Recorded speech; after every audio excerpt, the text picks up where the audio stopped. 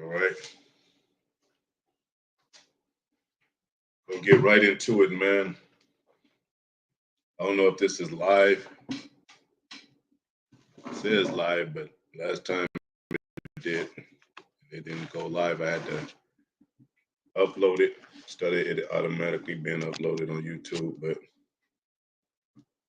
you know, I'm gonna start with giving all praises to Yahweh, Ba'ashem Yahushai, Ba'ashem Makakadash, Barakatah Yahweh, Barakatah Yahushai.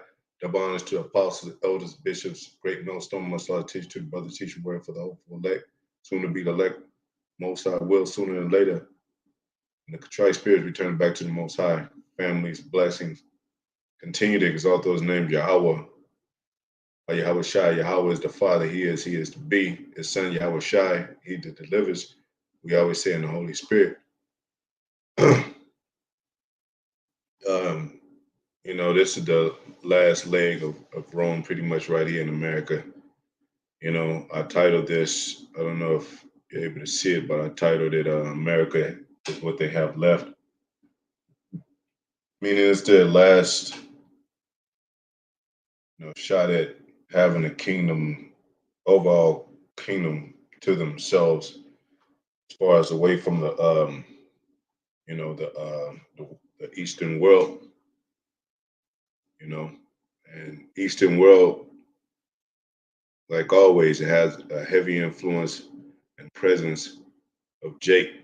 Jake consists of so-called Black, Latino, Native Americans. You know, all our people are scattered across four corners. That includes all over every country. You know, and America, if they can get a stamp and high seat overall with the control, then they'll feel they'll be better off and to represent something for themselves, so to speak, like getting the blessing, getting their own version of the blessing since they didn't get it. Jacob did, It says that in the scripture. I'll get that first scripture.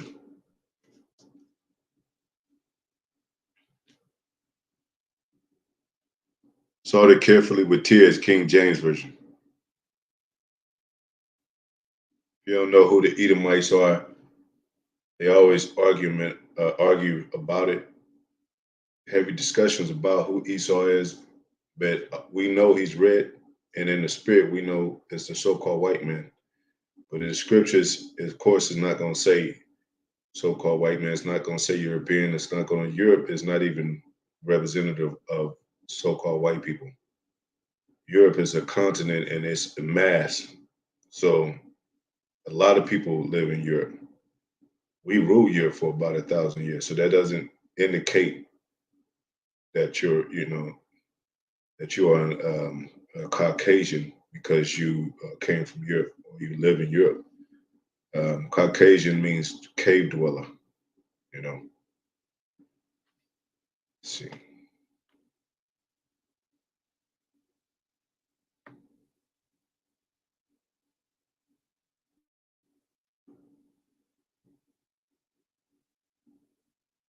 If if if somebody is watching this live, okay.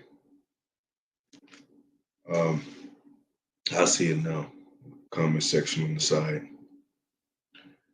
Anyway, it says Hebrews 2:12, and I'll start with 16.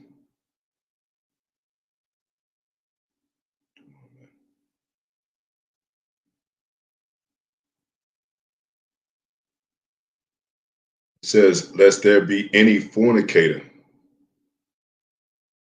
or profane person, so you know it's a real person. And it talks about how Edom had his sons and his grandsons, dukes. And I always have to mention the Dukes of Hazzard. You go watch that old show, it's two sons of I forget. I don't know if they're the sons of Boss Hog, but they cause chaos in the streets and they drive around with a Confederate flag on their car, and the show is called Dukes of Hazzard. Came out in I don't even know what year, but it was early in the years. Or profane person. Profane means measures outside of the temple. So that means, they don't have the right to the blessings and then right to the kingdom to be the rulers, even co-rulers. They're going to be slaves. It says, as Esau. Esau means wasted away is he. I I shall I, I Shashwa or Asha, I think, um, which means his pigmentation, and the Most High says he's going to waste him away, his land to the for the wilderness, that he shall not rise again no more. That he should have no son and nephew. The basis of men, pretty much. For one morsel of meat sold his birthright. You know, one morsel of meat. So it was meat. You know, um, going back to when Jacob, he said, "What does birthright do for me? I'm gonna faint at the point to die." You know, so he pretty much gave Jacob his birthright, and Jacob said to him, "Promise me this day, you know, you give me that birthright." And birthright means right to heritage, right to the kingdom. The birthright. Suppose you're supposed to pass down the kingdom to your first son. You know, but Jacob was. It said the first came out red all over like an hairy garment, and the second came out. But Jacob was his name is supplanted, which is Yaquab in Hebrew, and he supplanted Esau, and he got the blessing. But Jacob would get his blessing later.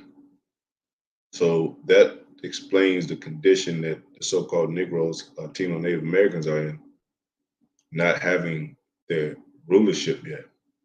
You know, Esau does. I mean, if you compare lifestyles, you know, we're not talking about here and there, speckled here and there, and whatever. We're not talking about nation against nation. That's how the Most High deal. Then comparative to how one is above the other, it's like night and day. It's like heads and tails, like it said in the scriptures in Deuteronomy, our curses. We shall be the tail and he shall be the head. And he's definitely the head in politics and the banking system and the family structure, the power system with the military and technology.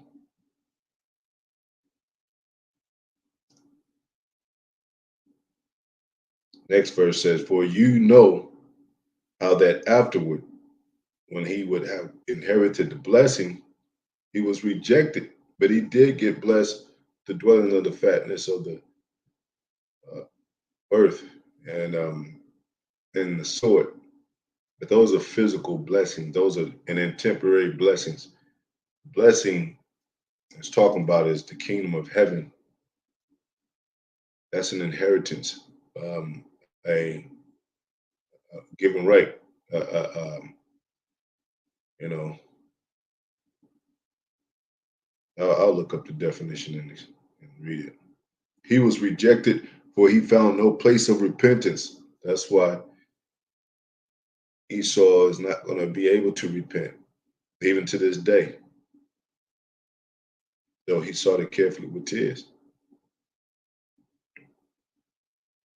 Let me look up the meaning of birthright, and we'll move on. Birthright definition. Here's the definition of birthright. A particular right of possession or privilege one has from birth, especially as an eldest child. See, it's supposed to go to older, but what did it say in the scriptures? prophetically, the elder shall serve the younger. Esau shall serve Jacob. It says in Apocrypha, Esau is the end of the world, Jacob is the beginning there, they'll follow. So we're serving Esau right now.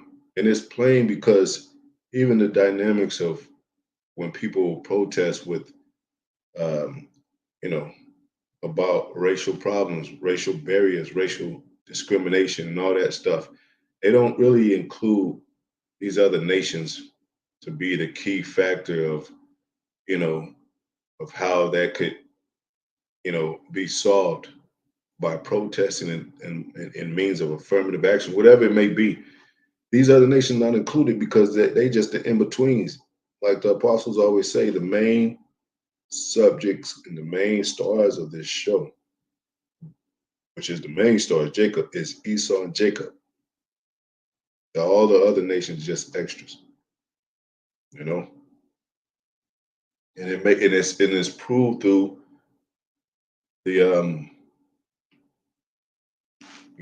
through the what do you call it, the events of this world when it comes to those barriers, those things that surface, racial tension, that surface racial subjects and all that. Michael Jackson had a big song called "It Don't Matter If You Black and White." He didn't say it don't matter if you black or Asian, black or you know Hawaiian, black or this or that. He said black or white. Um, those people that are protesting when it comes to discrimination, when it comes to you know um, racial matters, that it's always Edom. It's always so-called white people, so-called black people. You know, especially in here in America. So the birthright is patrimony, inheritance,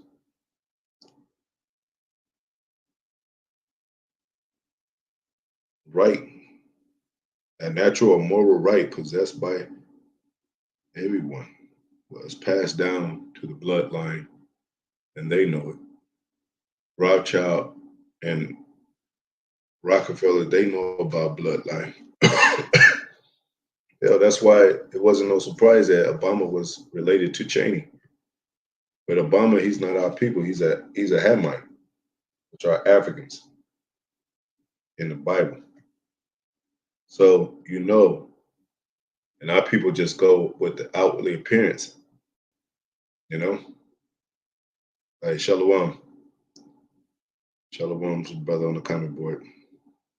Y'all Bashima Shai, Rakatha, accountability spirit. Uh, so you know, Esau, he now that he's been shut out of his blessing, he can't get it. Well, he's gonna try to incorporate, he's trying to make his own version of a blessing, you know, his own version of a heritage, and they got to do with building this new world order right here in America. The grounds of what they call what you call undeveloped, uninhabited world, but it was inhabited by our brothers, the Gadites. So is this really a new world order? It's really not, and this the order after the Roman Empire.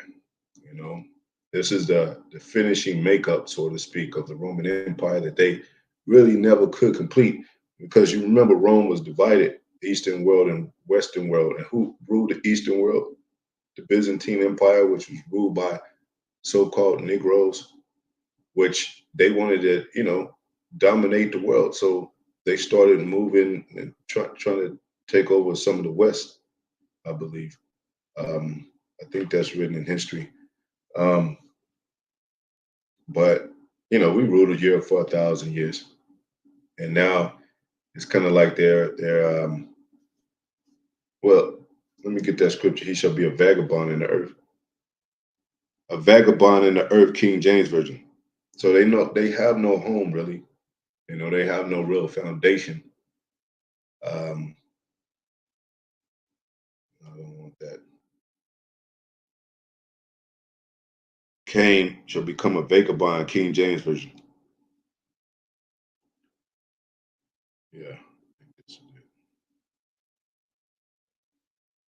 So Cain killed Abel, and he had a mark put on him of leprosy.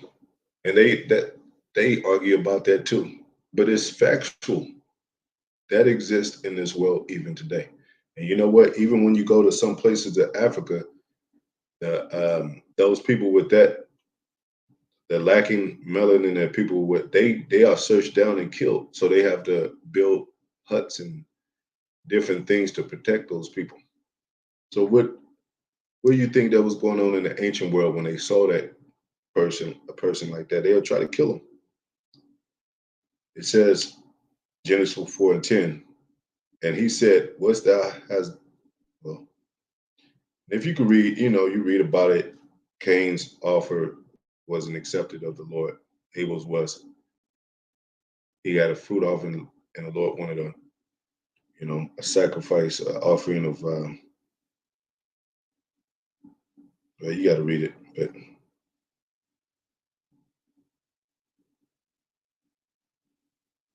I'll read it right quick. So it says, Genesis 4:4. It says, "And Abel, he also brought of the firstlings of his flock of the fat thereof, and the Lord had respect unto Abel and to his offering." You know, but unto Cain and to his offering he had not respect, and Cain was very wroth, and his countenance fell. And the Lord said unto Cain, "Why art thou wroth? Why is thou countenance fallen? If thou doest well, shall thou not be accepted? And if thou and that goes with the so-called white man today. If he treat the land right, if he, you know, which is not in him to do it, because it says the soul that is not that soul that's in him is lifted up is not upright. That's his true nature. He was born that way. If he tried to be right, he'll go wrong. You know, who's the top murderer of the land? Who's murdering the Israelites with a heavy hand, and even bombing these other lands, which we're not really concerned about these other nations, but we have some kind of input because you know unjust is unjust, no matter who it's done to. We're going to become most high willing the judges of the earth to where we're going to judge right, even among these other nations as rulers. We're going to judge right. So we're not just going to leave these nations in a slum to where they just eating swine and running around butt naked and committing all kind of fornication. No, we're going to set this whole world right, upside right side up. you know Says, if thou doest well, shall not thou be accepted? If thou doest not well, sin lieth at the door, and unto thee shall be his desire, and thou shalt rule over him. So Cain had melanin before. you know he was a brown skinned man, like you know Jake is. And Cain talked with Abel his brother, and it came to pass when they were in the field that Cain rose up against Abel his brother and slew him. Same murderous spirit they got today. Even when you deal with the situation, that ongoing situation where Jake cries out against the cops, who are only people cop killing? Jake, man. He's not murdering the Elamite. He's not murdering the Moabite. He's not murdering the Japhite, you know, the Hamite. It's Jake. I mean, these people are here too, man, by the thousands, millions, if you will. The other nations I'm talking about. We're not the only ones. So-called black and so-called white people are not the only people in America. Where is Abel? And the Lord said unto Cain, Cain means weapon. It's a Hebrew word, koyan means weapon. you know. So he is a weapon against us. He got his batons, he got his tasers, he got his handcuffs, he got his military might, he got his bombs, he got everything that he need in his holster to control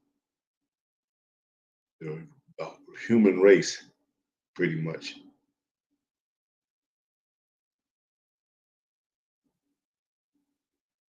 Where is Abel, thy brother? And he said, I know not. Am I my brother's keeper? Same thing today. About the ghettos, slums, they say, hey, it's our job to go and clean up the ghettos. Let them niggas do it. It's my job to follow these niggas and worry about their life and keep up with their families and make sure they're in order. Well, you rule the world. You make the decisions. They can make laws and and turn the direction of the economy, turn the direction of lifestyle according to what they allow by the means of their authority. So yeah, they are responsible.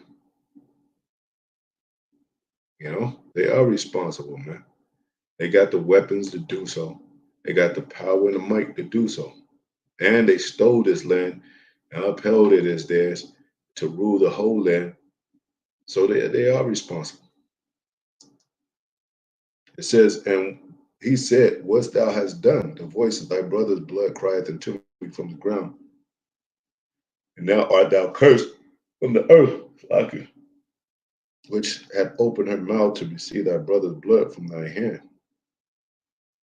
And this blood all over this land, America. It's buried bodies of the old wars of murdering our people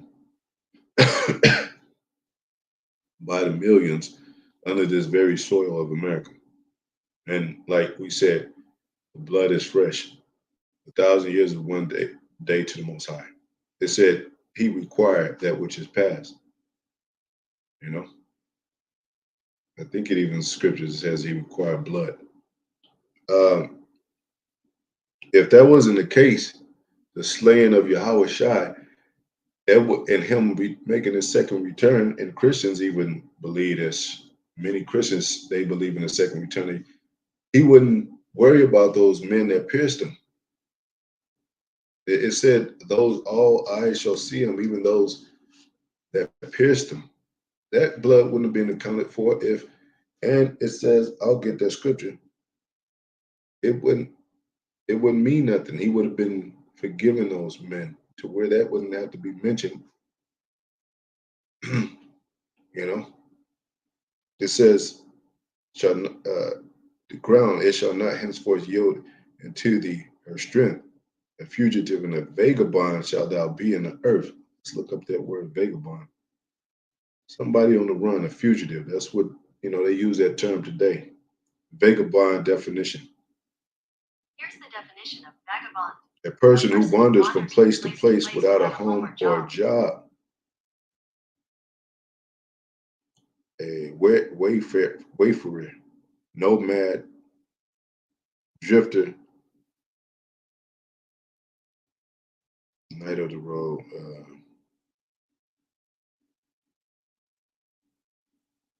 Yeah, so kind of a bum.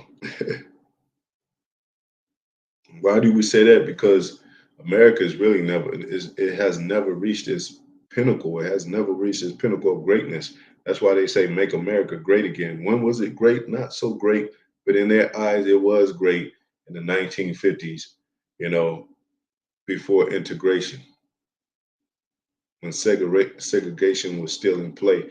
They had their own, everything was separate from the Negro. Integration and Negroes started getting jobs. Negroes, and what they say, you're taking our jobs, you're breathing our air, you're taking our neighborhoods over. So that's when they kind of really started to go down, even with the truth coming out with Albert Bivens in 1960s. And then all the black empowerment, we don't believe so much in that. We don't believe that black is just a label, but there were black cultural empowerment, so to speak, during the time of during the '60s, mid '50s to into '60s. You got Malcolm X, Martin Luther King. They were false prophets, but they, they did talk about the empowerment of black people, which rubbed the Edomites the wrong way, and they didn't see their America great like it used to be. You know,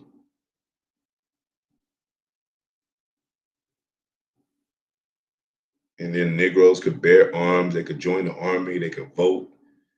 So so-called white people losing their mind, like, damn, they're gonna take over the whole America, man. But this is the Most High's dealing, so that's not prophecy. America's gonna be destroyed. That's not prophecy.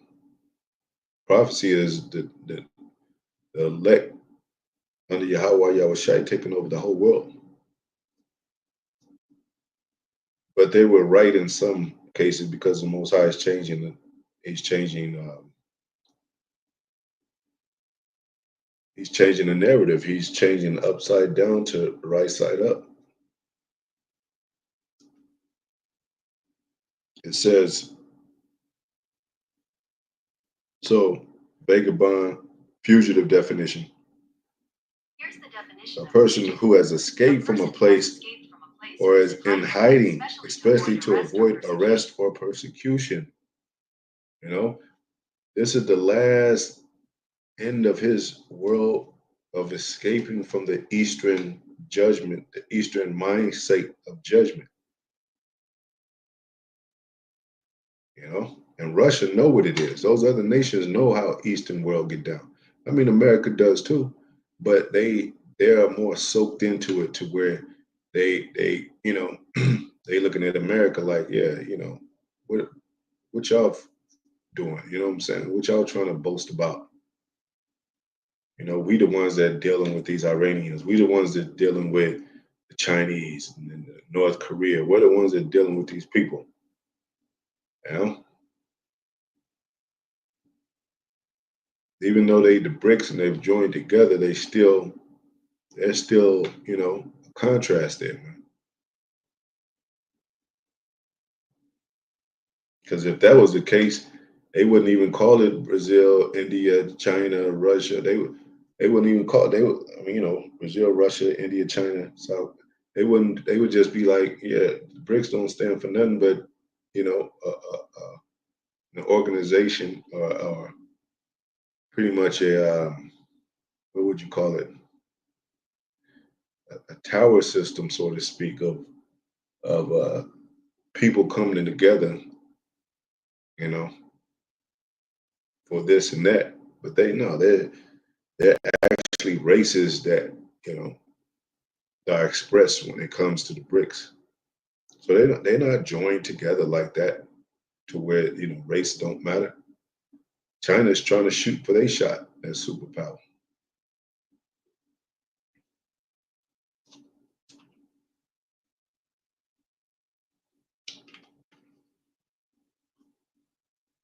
So what they're doing, America, for the independence of America, 1776, from Britain, you know, um, it's just like a young girl, 14 to 15. She escaped from home, found got an idea. Of course, this comes from world. This comes from Spain and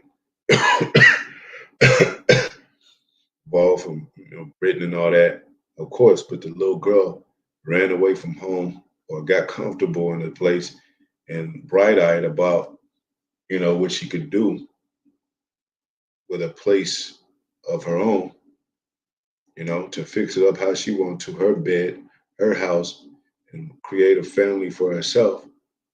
And that family is the eye of the for the new world order. You know, that's why whatever happens over there in Britain, the Brexit, that affects America. Whatever happens in Israel affects America. So there's still ties, they're still unified in some kind of way. to where they get affected by what the other side of the world does. But they have to use Israel as an ally. They have to they have to have allies, and Israel one of one of the main ones, especially them being chief tribe of Edom. Um, the overall elderly uh, orchestration of this whole system going down, starting with them, they have to pay homage, have to pay tithes, whatever you call it, to them.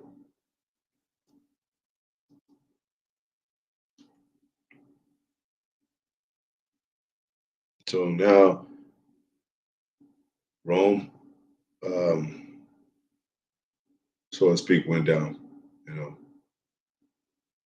and even with the Renaissance coming in, the rebirth of Rome, pretty much.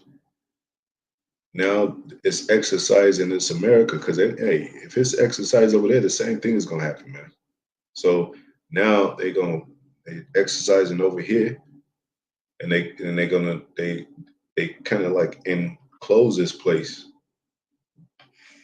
you know, with their authority. They got troops at borders. They got they got cameras and everywhere. They got satellites and stuff, to watch everything that happens in America. I mean everything. They show you in some of those movies. So um,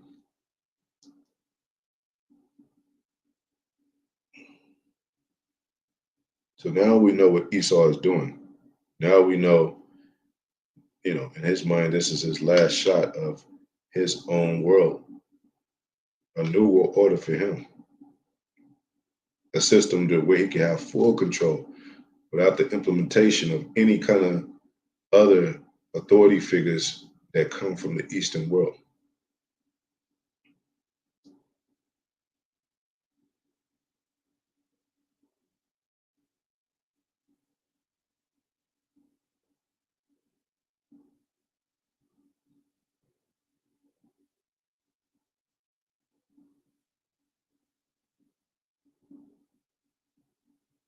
Does America hate the Eastern world?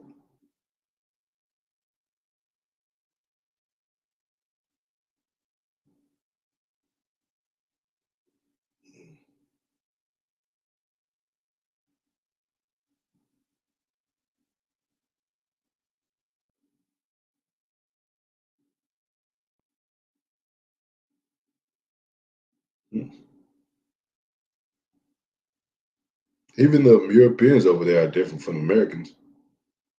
Every Even the Edomites over on the other side are different from America.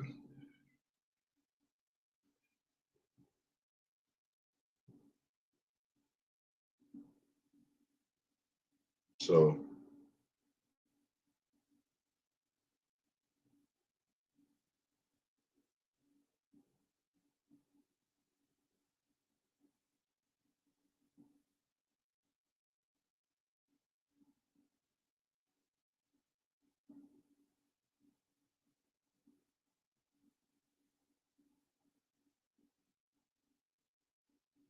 and don't forget about Operation Paperclip when the 1600 Germans came over here. They didn't use Americans, they used Germans. Technology, engineering, science, and all that. So they're still fucking with people on the other side, man.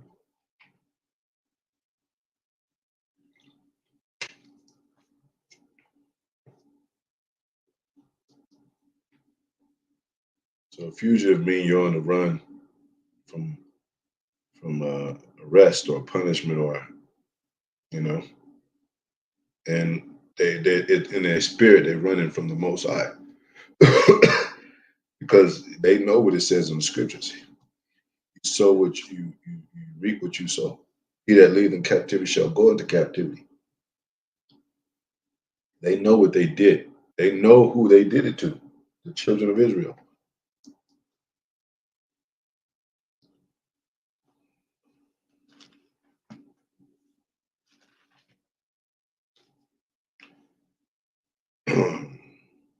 These are the 10 tribes, King James Version. So,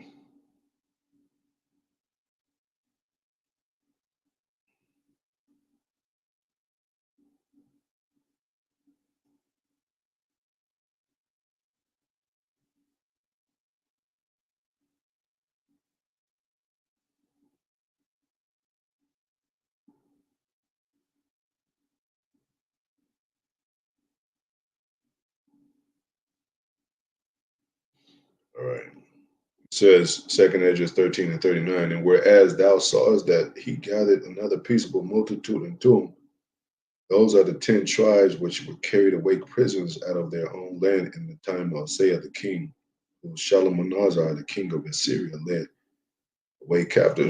The northern kingdom was under the captivity of Syria. Southern kingdom was under captivity of Babylon. You know, this is the modern day Babylon. This is actually a modern day Assyria too.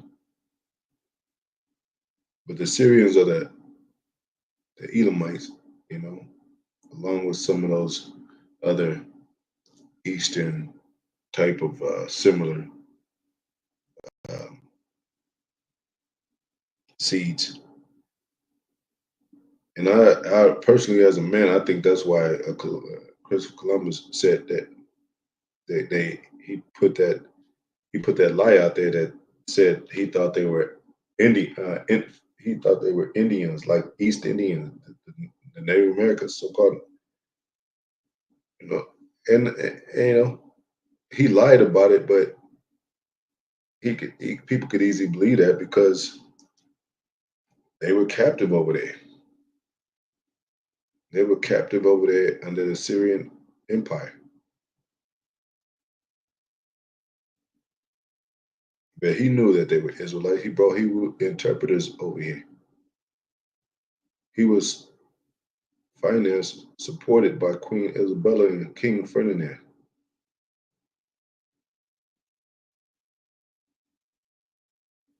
Spaniards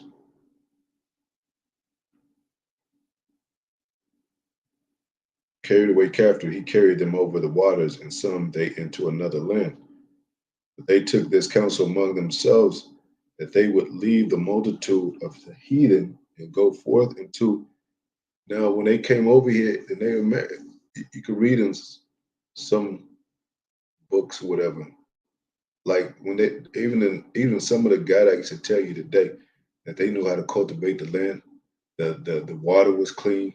You could drink from the rivers, you know. So they lied about them being savages and all that, you know. Lied about them being heathens, you know.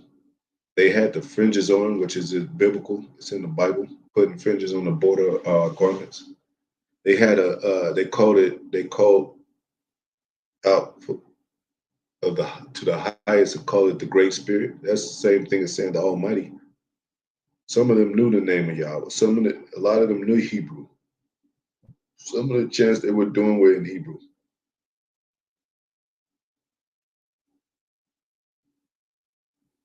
A lot of the words and the language that they use is similar and pronounced in a Hebrew way, you know. But most high willing in the near future, I'll get some of those words, heathen, and go forth to a further country where never mankind dwelt, right here in America. And it takes a year and a half to get here and over a year and a half back. But they came over here that they might keep their statues. And they had different offices similar to the Bible. They had the medicine men, they had chiefs, you know, they had um, certain women that had duties. I'm pretty sure they had someone to lead the prayers and all that. Someone that had the more so, in control of the money, like a treasury man. You know, someone that cultivate the land and teach others to cultivate the land. I mean, they had a system going, man. But what did they when the when they colonized the land over here, what did they do? They put them. They made them conform into these, to these schools, to their education. I'm talking about whose education? So-called white man. They show you that. I got to keep mentioning that movie, "Bury My Heart at Wounded Knee." You know,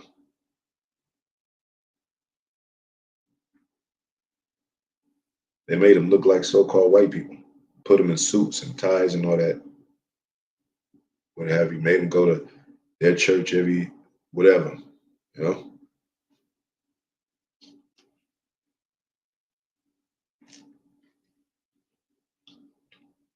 and it's a difference between the Gadites and the Israelites, the Mexicans, though they share a form of tribal traits, because we're all Israel. Same thing with Benjamin, you know, when he had those parades and all that, he have the feathers, he's had sometimes they had the fringes and so forth, and they're called West Indians. That they might there keep their statues. What was their statues at? Which they never kept in their own land. And that's another thing too. When we were under these captivity, they outlawed our practices. You know, they outlawed long as we say, conform. Sometimes they would let us, but they would have laws accordingly. Just like now, I mean, we can, we out there on the highways and byways. They know that we Hebrew Israelites. They know what we represent. And even cops have came by and said, "All right, we'll just keep it, you know, keep it with respect." And sometimes they even take the Edomite away that's causing trouble to the camp. So these like fashions happen in our old captivities, you know. But our people are still getting oppressed, still getting shot in the street, still getting raped, hung, whatever, beat. So, you know, in the scripture it says Moses refusing to be called the son of the daughter of Pharaoh, he suffered with his people. So there was those dynamics of us being here in some governmental form and our people still suffering to where we like, nah, I gotta go with my people. Some of our people sold out and remain in some of those positions, but not nearly as to be the head and take over the land, whatever, you know, unless the Most High wanted that way in that particular time. But and they entered into the Euphrates by the narrow places of the river, man. So it wasn't the Bering Strait; it was the Euphrates River.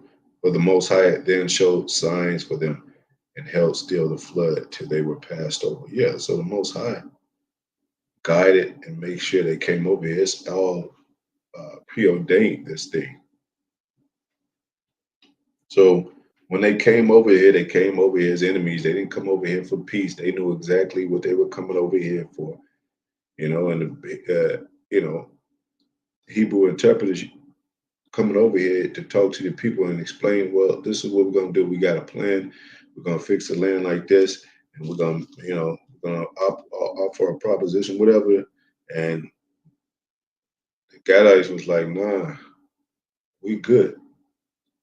So then they'd be like, well, shit, then we're really here to take over, man. I'm not saying how exactly happened, but you know, how the so-called white man does. He set, some ultimatums. He set a standard, and he said, well, this is our law, so and we're gonna set up a welfare system for you. We're gonna your families can eat and all that, but we get the crap of shit, man. We get the low end of shit, to where you be like, nah, that don't make no sense. I ain't cool with that. And that's when they get angry and mad and start, you know, going and becoming the madmen that they are, the hammer of the earth, you know. We were against with this Bible, and the Bible itself is against sodomy, it's against fornication, it's against the lustful ways of the world, it's against the world itself, the worldly system, and they got a problem with that. And they'll become angry and mad and say, well, shit, we're going to start banning the Bible, we're going to banning the word of God, whatever. And they'll mock the Most High and all that, and mock the prophets. So that's what's happening now. And it has been happening. This is nothing new. Like it says in Ecclesiastes, nothing new under the sun.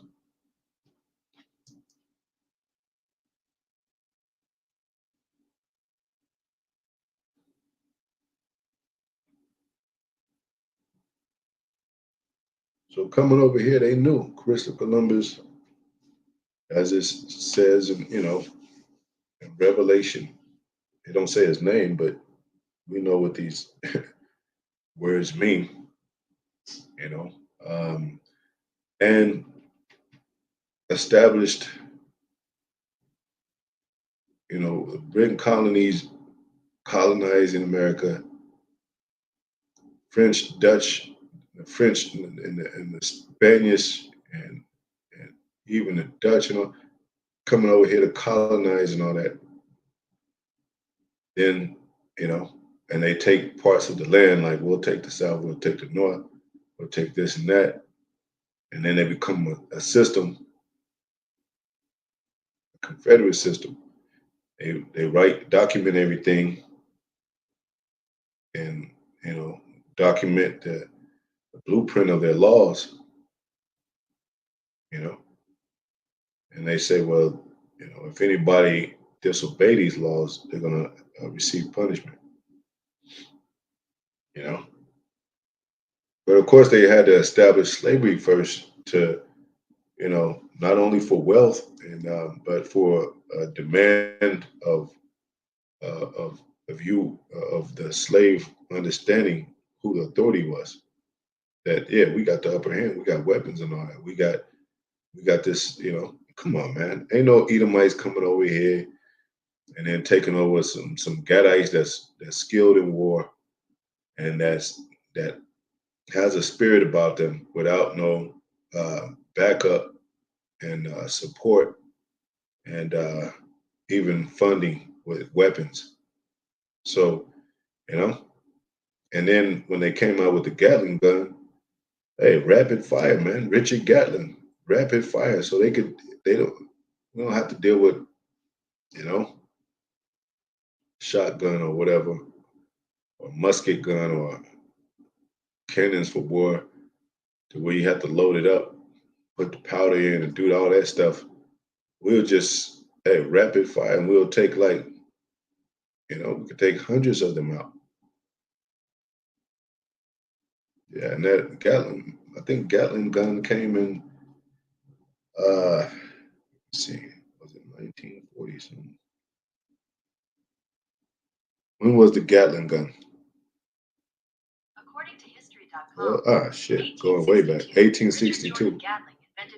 1862, man. 200 rounds a minute. Tell me that ain't the man of the sword, man. Used only a few times during the Civil War. Yeah, because that was it. After you know, after Gadites was like, damn, we can't win, man. But Most High made it like that because he saw the blessing, the sword. The Gatling gun would later become the first widely successful machine gun.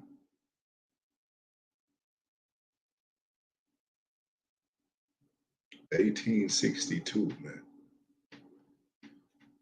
So once they get control over land and let people know, I mean, show people that power to where like you can't beat us.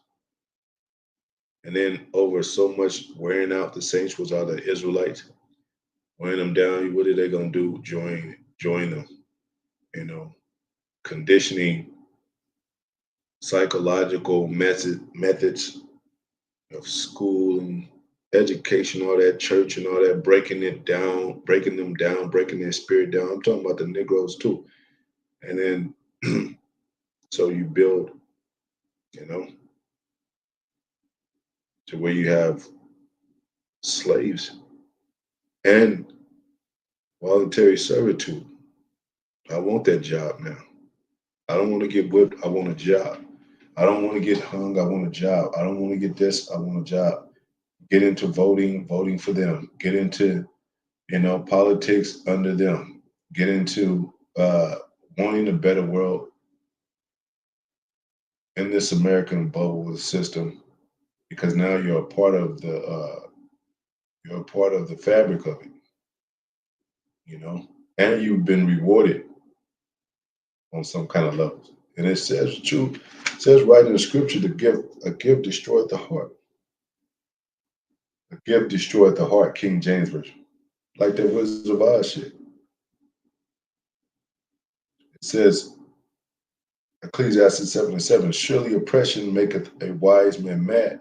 So you're oppressed, you're getting beat, hung, you're getting shot down in the streets, and a gift destroyed the heart, the mind. So what the so-called white man do? Well, look,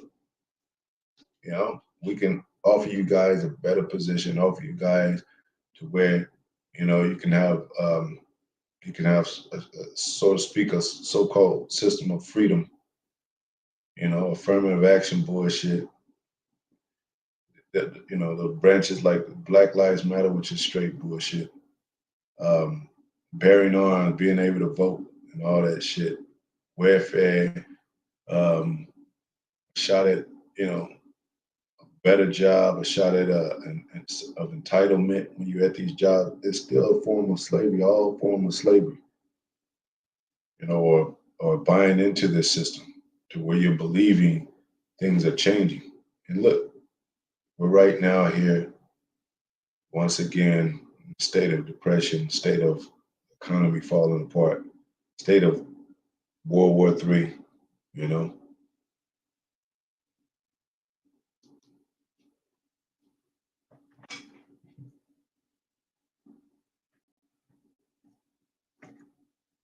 so yeah, they now their system is well, yeah, um, the world is falling apart, but we can do this and we can make it great again. But we need your votes.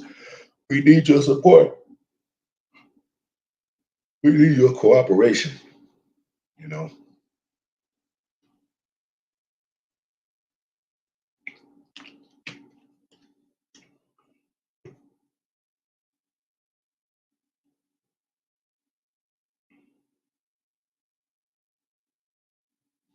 Renaissance definition. Here's the definition of Renaissance: the revival of art and literature under the influence of classical models in the 14th, 16th century. Yeah. So 1350 into the 1400s was their height of their Renaissance. It says the revival of art and literature. What they do, they took that image down, put up theirs. You know, they start exercising the newness of the way that they wanted the world to go. Um,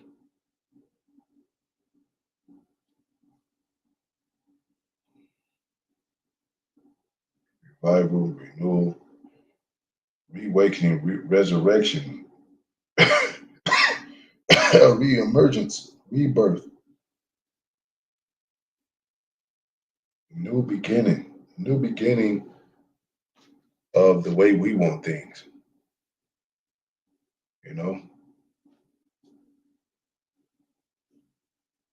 remember we ruled here for 1,000 years,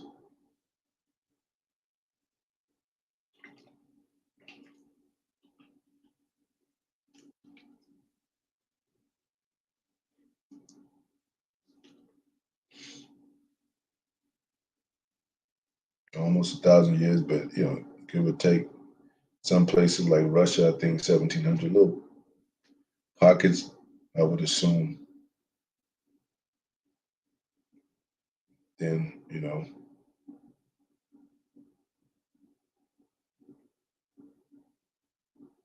of course, when you have power inflation muscle, you're gonna have more allies.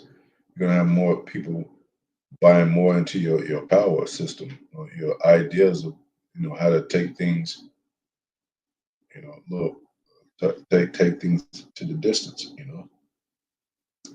So you got a lot of people that support you and coexist with you, and and try to gain some of the piece of the pie from resorting from what resorts of that of, of how you know go about building your empire.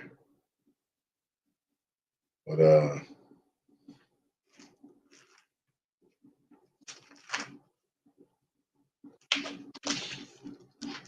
so that even when Yahweh Shai was around, and he was a threat to the Roman system.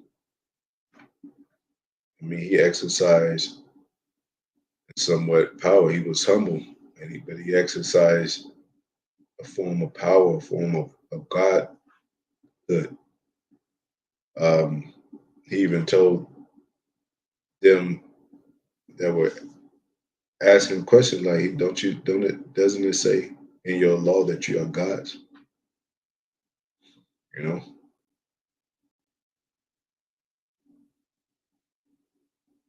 getting us out of the heathen state of mind, the low base state of mind. Once again, you know, um, encouraging us to live like princes of power, even though we wasn't on top. And that was a threat. And that's the same thing that's going on today. Princes of power coming straight from this book, but it's talked about, prophesied by the prophets. Um, and they know about history too. They know about the five good emperors. They know about Nerva. They know about Trajan. They know, Marcus Aurelius. They know about those people. And then Septimius Severus. They know about them. They were Jakes. They know about the Holy Roman Empire. You know, so they want to make sure that doesn't happen in America.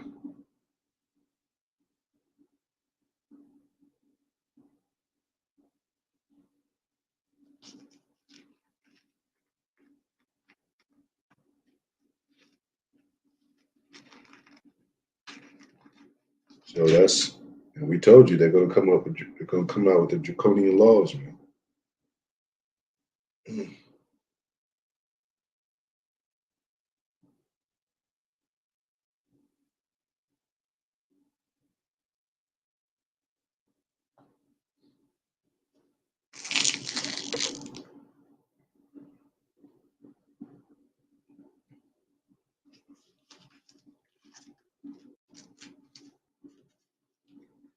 So you can read in the scriptures, you know,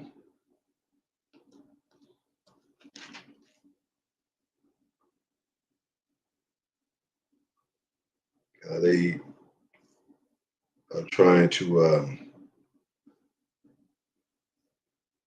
revive the Roman Empire.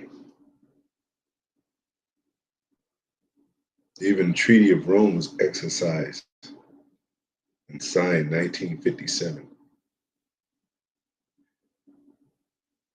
You know,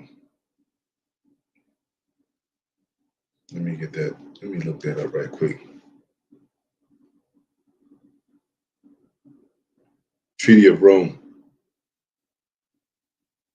Treaty of Rome, EEC Treaty, European Economic Community, which is a part of the beast, the financial part of the beast. NATO, North Atlantic Treaty Organization is the beast, the military might of the beast. And America's the harlot that rides on it. So they got that communion of dealing economically. That's why they still affected today by what happens. Like they talking about American dollar is getting to be done away with, which it is, and the euro dollar is a specimen. You know, Bitcoin and all that. So it says brought about the creation of the European Economic Community, the best known as of the European communities. The treaty was signed in 25 March 25th, 1957.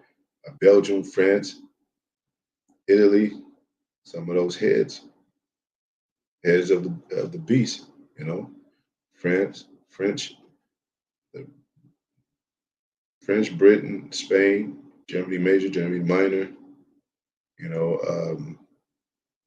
Rome and the Greeks. That's all the Edomites. It all kind of conform. I mean, it's kind of conglomerately built for for the whole control, for the control over the whole world. You know, which is why these summits happen, these meetings happen. G7, G10, you know, going on and on. It says Netherlands and West Germany, and it came into force on January 1958. Originally, the treaty establishing the European Economic Community, and now continuing under the name Treaty of the Functioning of the European Union, it remains one of the two most important treaties in what is now the European Union. EU member states, 27 member states.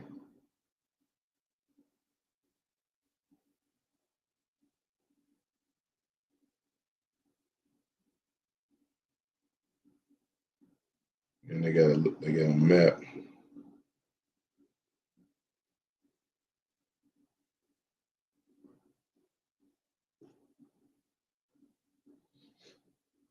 What does the Treaty of Rome have in common with America?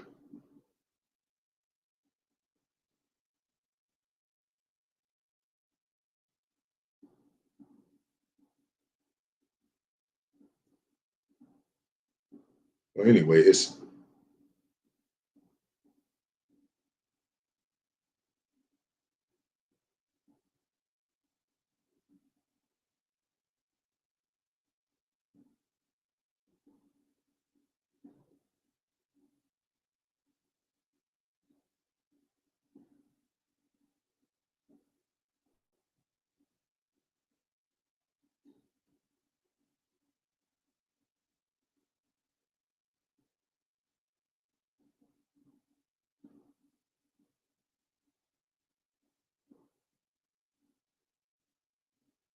so yeah. I mean, they're all Edomites, man.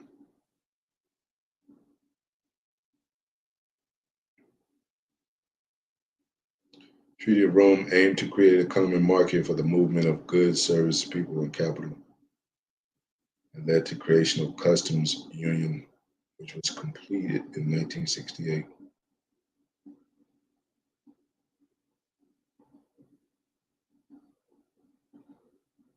Anyway, um,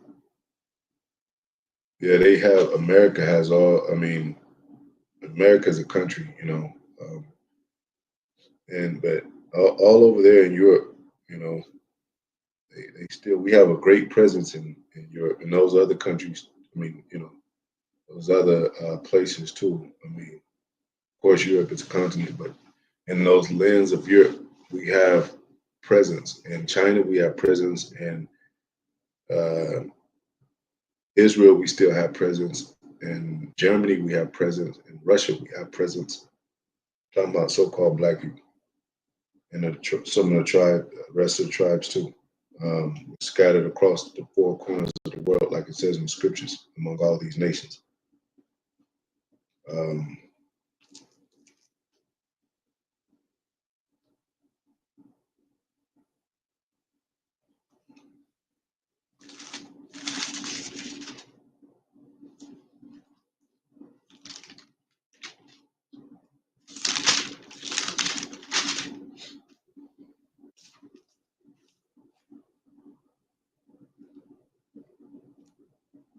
okay.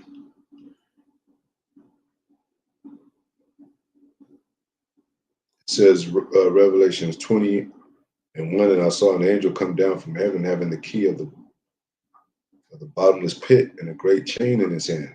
The bottomless pit is Europe, and it doesn't have no resources, man. And Europe is, that's why they went into the caves. I mean, without Israel, it's nothing, man. Even in America, without Israel, America's not resourceful at all. It's not, it's not filled, it's not rich, you know. So that's why they use Jake through entertainment and advertising uh, their most profitable products and all that. They use Jake's face, they use Jake's um, skill, his salt, you know, is used, and drained through their system. It says, and he laid hold on the dragon. So this is during the Byzantine Empire. We had them basically in shackles, and we had them in you know, and under us. And he was bound, and he laid hold on the dragon, that old serpent, which is the devil and Satan, and bound him 1,000 years. That's how long we ruled Europe. And cast him into the bottomless pit and shut him up, and set a seal upon him that he should deceive the nations no more till the 1,000 years should uh, be fulfilled. And after that, he must be loose for a little season. And he came up, and and the rebirth happened. Now the rebirth is like he deceived a lot of people. He's the covenant cast. He lied about Israelites. He lied about, he started exercising his deceit, his power to deceive, and his might, and making moves toward, you know, um, reestablishing a system to take over the whole world. And it was done through forms of democracy, just like in the old world of Rome, exercised plebeians and patricians, just same as Democrats and Republicans today. Those two um, separate methods of the same origin has deceived people. Now people are trying to choose the best, the better of the both, just like today, or should we vote Democrat or vote Republican? You know, two wings of the same bird, and that makes them feel like things will get better. That it could cause chaos. It could cause civil war. It could cause a lot of stuff just by the choice that was made, or just by the what was put in front of them to so to speak lead this generation into the next phase, which they wanted to be a better world. But that's not the case. That's not prophesied. That's not of the Most High. So what are they going to do? Most High is going to allow them to bug out. What are they going to do? Find out that it's not what it is. You know, and no matter what, whether you're Democrat, whether you're Republican, whether you want this, that, freedom, and libertarian, everybody's not a winner, and everybody won't be satisfied, and they're finding that out. You know, and that's why America shows their ass when they go to these so-called communist countries to get the American people roused up. Like, look, if there's an evil ruler, we're gonna go over there and overtake them. But that's what they're doing now. I mean, it's been like, come on, man. It's been evil. They've been doing the same system, even with whether it be Democrat or Republican. It's the same system. You're gonna always have inflation. You're gonna always have loss of jobs, loss of life. You're always gonna have wars. You're always going to have, poverty, oppression. Ain't nothing changed in this place, you know. And the more you try to climb up that pyramid, that ladder, so to speak, the ladder gets extended. Where damn, I've been climbing up this thing for a while. I should be at least reaching something, or I could see something, you know. And it hasn't been. I'm talking about speaking as a nation. It hasn't been. Individually, yeah, you could, win some. You can get some gifts. You can get, better housing. You can get gifts and all that, but not as a nation, man. It says, and cast him into the bottom of the pit and shut him up and set the seal upon him 1,000 years, so he won't deceive. So, going to Christopher Columbus, man, you know, coming out in 1492, they got a movie, the height of their renaissance, their rebirth. And then what happened? Come over here, take over the land, colonize it, and start rebuilding, finishing, uh, finishing prospects of Rome, since they didn't, and doing it in a secret kind of form of secrecy, man.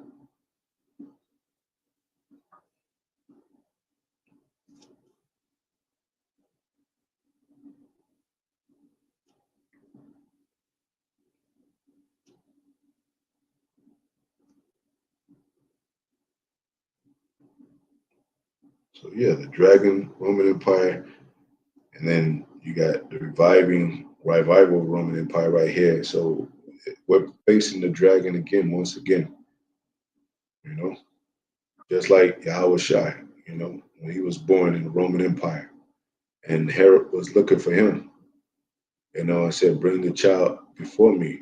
I want to, where's his star?" He wanted to devour the child as soon as it be born. But what it, the spirit was put on Joseph to take the child to Egypt, and then came back. But in the like form of Yahweh, following Yahweh Shai,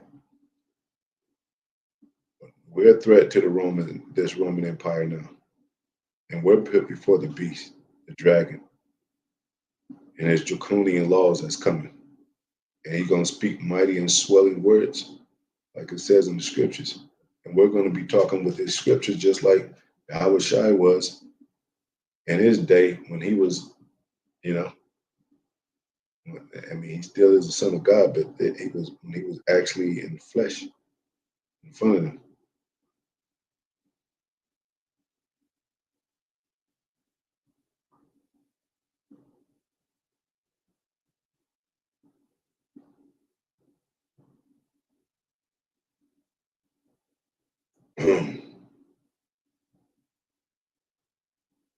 So now Satan's divided against Satan. You got, you know, even out of Roman, I mean, what do you call it? Russia was a part of at once before part of NATO, and Most High didn't want it to happen. you know, so so that prophecy could be fulfilled about the hooks and the jaws of Gog and Magog, turning them back into, that old Russia, the Soviet Union, so they can that power be excised of to set a very defined line, a separation, and a division between them and America, you know, so that contention can grow, so that allies can be built, so the BRICS can be built, so America have its allies. So that's Egyptian against Egyptian. That's um, Esau against Satan, Satan against Satan. You know.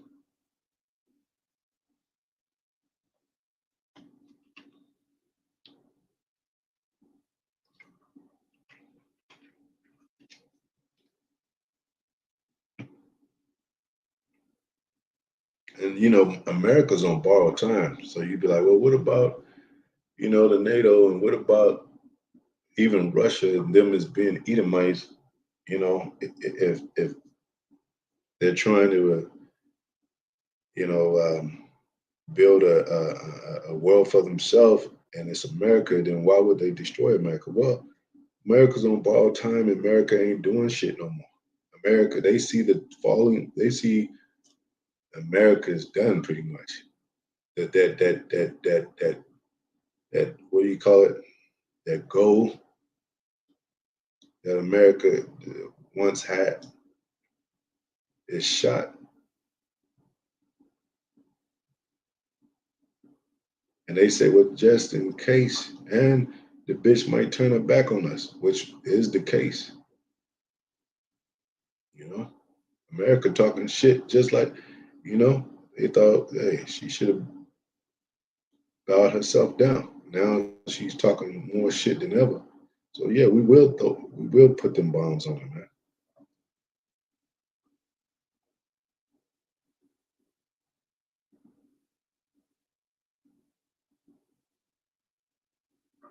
And then Most High got these people prided in their own minds when they build a dwelling place, and they build an allied system around them. Then they be like, well, shit, why do I need America and shit? I know we both Edomites, but I don't need that bitch. I got allies. No, we're building the bricks. I got nations applauding my, you know, the power that we're displaying, the communion that we're building. I got nations. You know how many nations want to get with the bricks now? You know, North Korea, Saudi Arabia, all that just joined it. People waiting in line basically. They be like, why we fucking need America and shit? And they know his judgment looming on America. And Putin know the scriptures, man. You know, and he listened to the prophets and prophecy.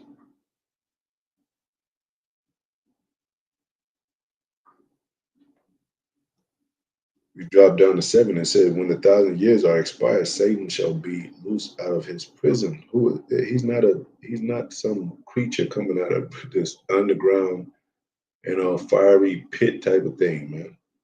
Satan means adversary, Shaitan. Most high thinking nations. He deals with nations. He is not dealing with this one particular guy that came out of somebody let him out of chains, a lizard like creature out of his chains. So he's going to go around and, fly in an advanced vehicle to deceive everybody and put his hands on everybody, man. Come on, man. Time of the Renaissance. And so go out to deceive the nations which are in the four quarters of the earth. God and Magog to gather them together to battle, the number of whom is in at the sand of the sea. Now, the communion or the association that America has with the Germans during the Operation Paperclip, that's 1,600 Germans, man. That's not a small number. Germany is kind of like the under student, or I don't know how you say it though, but you know, they're pretty much subject to Russia. You know, in some ways, I think they're the second um, country, if you will, that's pretty much dominant under Russia. Uh, and they have a so to speak, a common bond. All these Edomites do, you know. Um,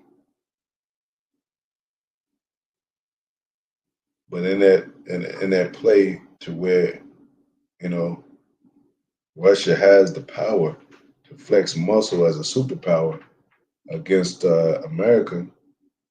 They do have in their um, interest to Germany, you know,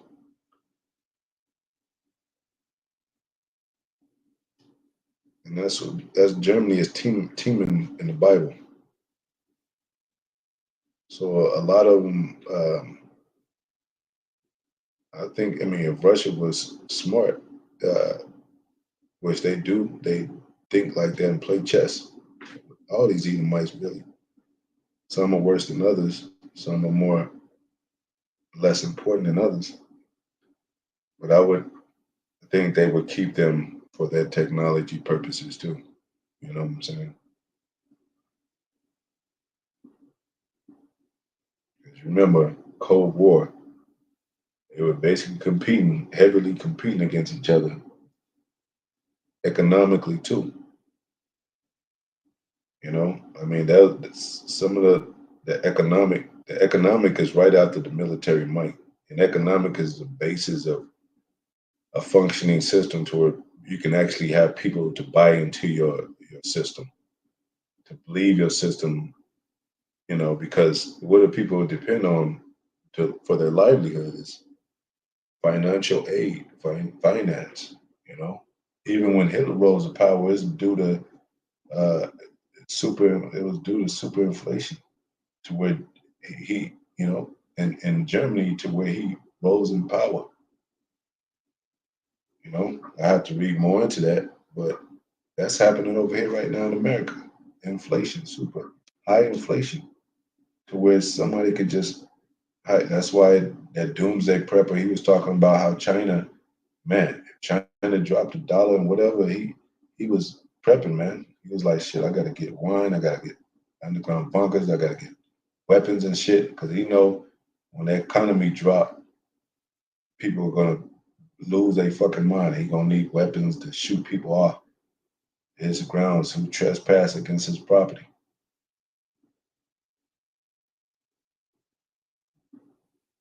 So if Russia's a superpower, they're definitely gonna have the might of the engineering side, the science side, all that too. You know. So may God and God to gather them together to battle, number of whom is as the sand of the sea. You know. So they're gonna Most High is gonna make Russia fight America, like almost like puppet soldiers, man. You know.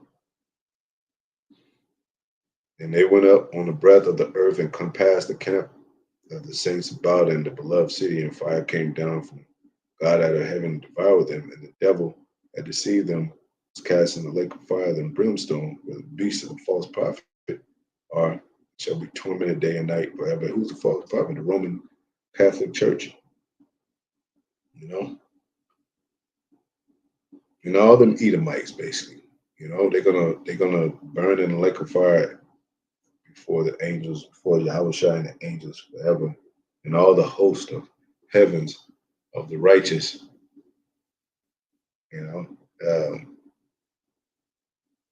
and be tormented day and night forever and ever, you know.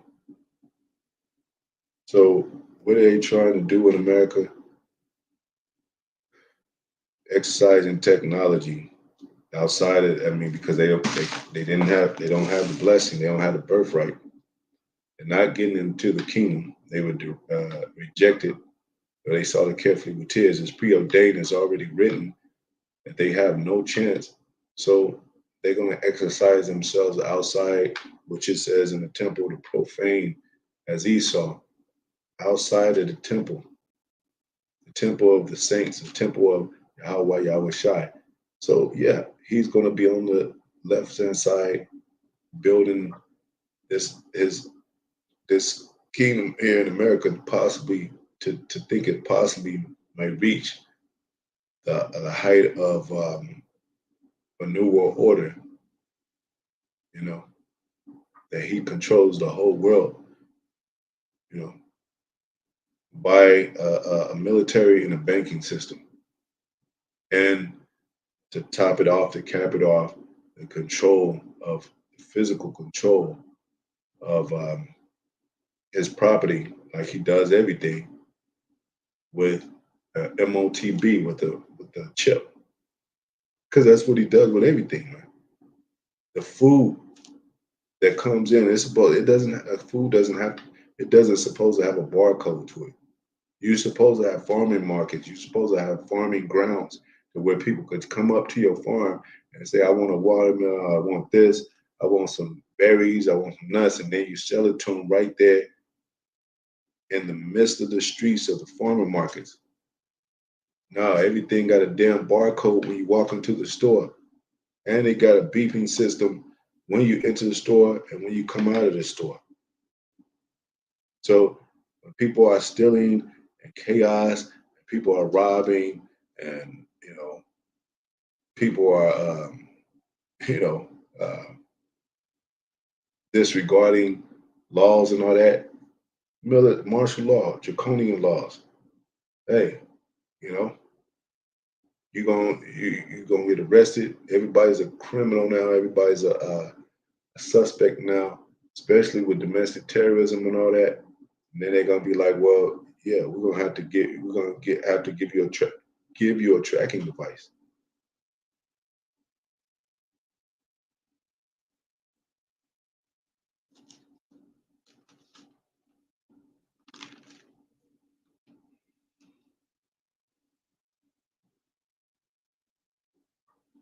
How did Rome track their suspects?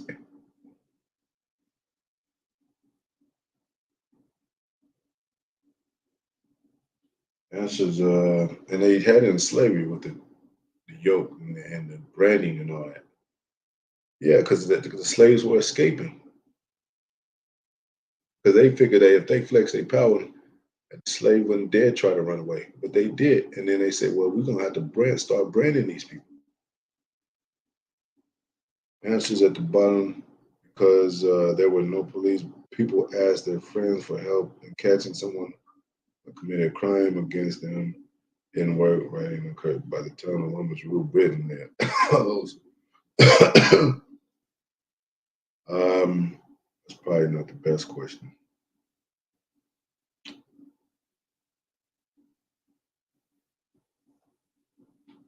Did Romans did Romans have a branding system? According to Swan Land Company, ancient Romans were said to choose certain symbols in their branding as a way to place magic over the livestock for protective purposes. Yeah, we're livestock. It says ancient Romans were said to choose certain symbols in their branding as a way to place magic over the livestock for protective purposes. Robbers like runaway slaves were marked by the Romans with the letter F, fur, and the toilers in the mines and convicts condemned human branding. It goes back to Rome. Figure and the toilers in the mines and the convicts condemned to figure in gladiatorial shows were branded on the forehead for identification. We're telling you this is the modern day Rome, and they're going to do it all over again, man. The branding system. How are they going to brand you? They're going to be injecting you with with a chip for identification, just like they do those products. When you scan a can of beans, it pops up on a computer beans. It identifies that product. They have a system of a color code to the system of uh, to the criminal system, the to where you're on the red list, you're on the black list, you're on the this, you know, this this color means this code means that. Some identification, the new ID that's going to be required. It says under Constantine, first, the face was not permitted to be so disfigured, the branding being on the hand, arm, or calf.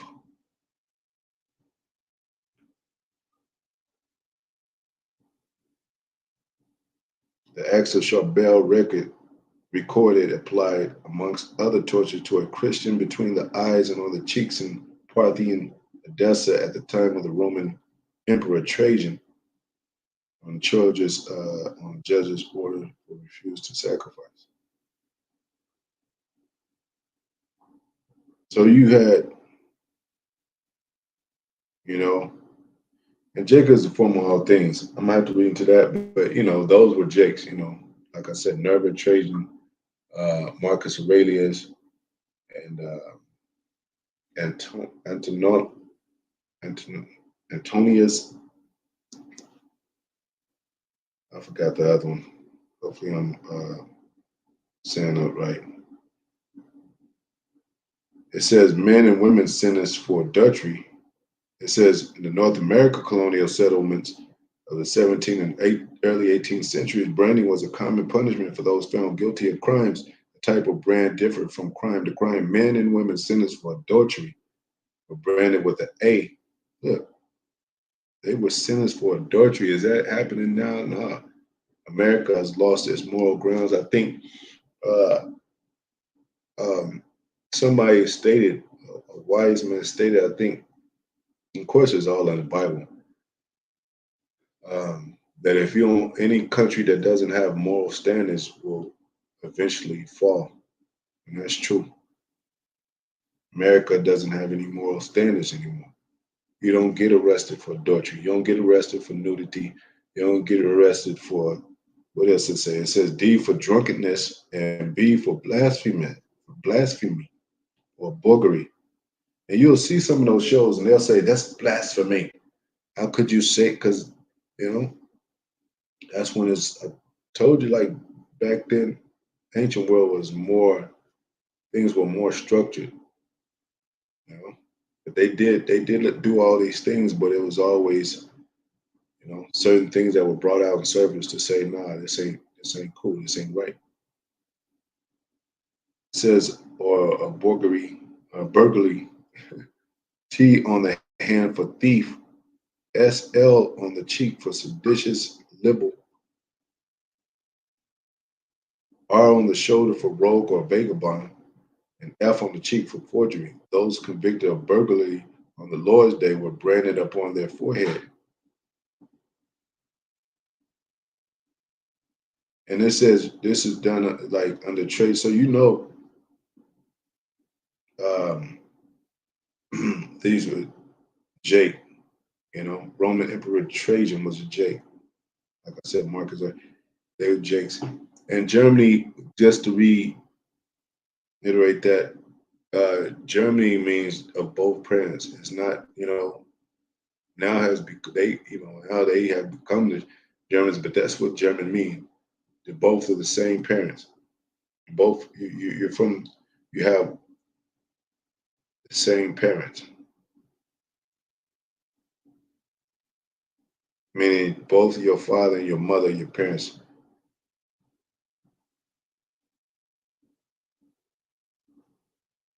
not one, and then the mother is a woman that your father married again. Then you would be a Brian bastard, they call him, or a mix, like a mulatto. But it just means somebody that has the same parents. It says, so look, convicted of burglary on the Lord's Day. So you know that was Jake. Jake had extreme measures, and they were called the five good emperors. You could look them up.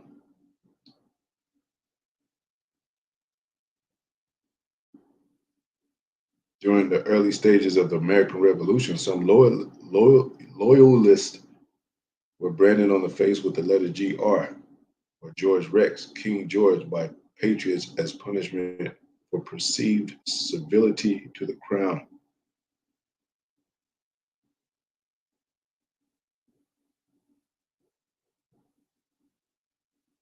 So this branding is nothing new. They always were branding, man. And you say, well, how is America going to implement this branding thing? Because it seems so foreign. Not really. Not if it's just a small. That's why they keep promoting the chip as a small, it's just a small little grain of rice. It ain't nothing. Like people are doing more worse than that with piercings and all that. They having piercings with horns coming out of their head. Big, people are doing weird ass shit, shaving their eyebrows, implementing and making a eye, a permanent eye color, accepting a baby. They can make a baby in the lab, so to speak. People are all into this shit, man. Chip ain't gonna be nothing to them. Talking about this very sounds very futuristic. No, it doesn't.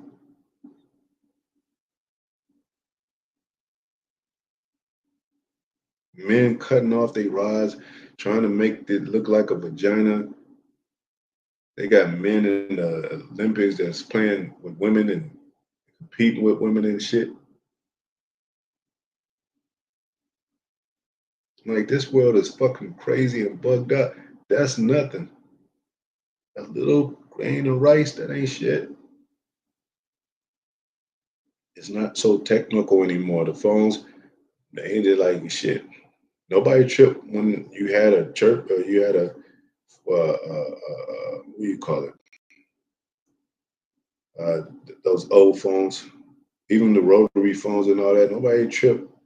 Nobody was bugging out like it was some kind of witchcraft or evil when these iPhones came out because they gradually did the shit like they gradually doing now.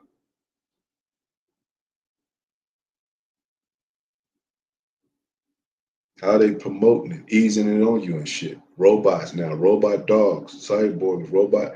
Elon Musk. Now he's talked about every day. This and that. And people are like, well, shit, it doesn't really sound so bad. You know, maybe this will work. That's where they got people. That's what the devil came to do, deceive the whole world, man.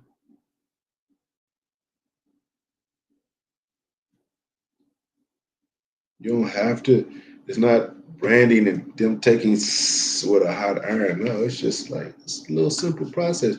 You can do it at job. You could do. You know that they got a home kit for that. A home kit. You could do it yourself. It's so easy.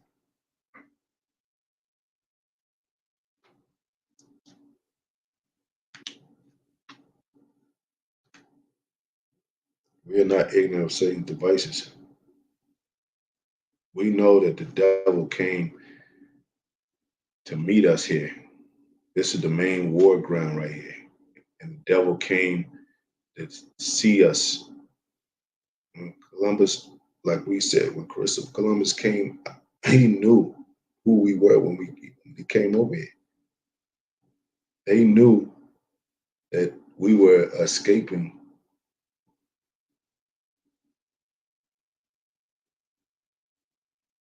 from oppression. They knew that the Gadites was escaping oppression of the heathen, of the Assyrians, so forth.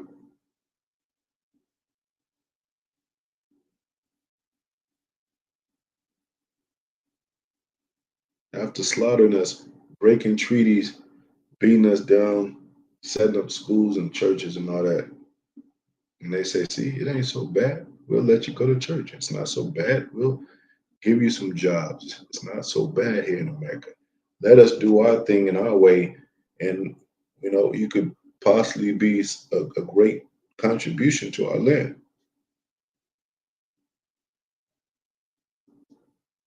Never trust thine enemy. Never trust thine enemy, King James Version. It was a movie. I think it was, I forget what movie exactly. Seemed like it was 12 Years a Slave. But it was based on true events, of course. And the little boy, it was a so-called white boy. They were young. They was like maybe 8 or 9, and they kind of grew up together because he was a slave and he was in the house with them under their supervision, under their authority. And the little boy said, the so-called white boy said to the Jake boy, he said, yeah, when we get older and I have my father's inheritance and property and all that, I'm gonna give half to you, or I forget what word to use, portion or half I give to you. And one day the little boy wanted to, I forget exactly how it went, somewhere in the lines to where the little boy, um, he wanted to play with him or something, or give him something, or you know, kind of like in embracing way. And the so-called black boy, he's like, no, I don't want to do that, or I don't want to. It wasn't nothing perverted or nothing, but he just didn't want to partake of or share in that matter at that moment, whatever it was, I forget. But so when they got older, he waited all the way till they got older, and well, he told his father, the so-called white boy told his father what the so-called black boy did, or that he disagreed with that situation. And when they got older, he didn't give him no he didn't give him a portion, and he didn't give him half, or he didn't give him nothing. So he ended up being the so-called black man, ended up being poor, and I think he died poor, you know, because he was really still looking forward to what that so-called white boy had promised him. So my point with that, they could do a lot of things. They could say a lot of things, but when it comes to you let a so-called white man or a so-called white woman live by you every day, they'll say hi as soon as you come out the door. Hi and bye.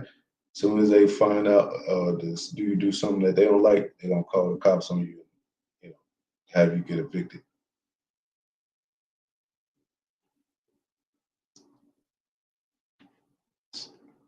So Rock 12:10, never trust thine enemy, but like as iron rusted, so is his wickedness, man.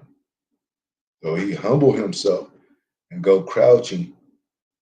Yet take good heed and beware of him, and thou shalt be unto him as if thou hadst wiped a looking glass, and thou shalt know that his rust had not been altogether wiped away. Set him not by thee, lest when he had overthrown thee, he stand up in thy place. Yeah. And that's what Jake would do today. That's why it says we're not going to take the world by Most High's anger, because Jake could give in. He was like, oh, he'll probably have the so-called white man in slavery for 6 months to a year, and he'd be like, "That's it, man. I'm gonna let him go. I feel sorry for him." Most High said 1,000 years. Though he saw it carefully with tears, Jake would have gave it back to Most High. Put the spirit on Jacob to do that, and then he put the spirit on Isaac to say, "It is done, my son. I already gave him the birthright. What now shall I give to you?" He said, "O Father, cried out, bless me, O Father, hast thou but one gift for me, O Father?" He said, "Okay, I'll give you the dwellers of the fatness of the earth, and I'll give you the sword for your blessing. To by that sword thou shalt live." Shalom to brothers and coming board, GMS New Orleans, Yahweh Shema Shabbat Shem Kakadash Bakata. Um, and he said, and he blessed them, but he blessed them, um, you know, and that was Yahweh Shai. Isaac was Yahweh Shai. He blessed them. And he said, you shall live by the sword. And Esau lives by the sword to this very day. His military might and his economic might is just to have the world eat out of his hands. But if you don't obey and you bite the hand that feeds you, he got a weapon for your ass. So his ultimate blessing of how he lives is by the sword. He that live by the sword shall die by the sword. He that lay in captivity shall go into captivity. This is faith and the patience of the saints.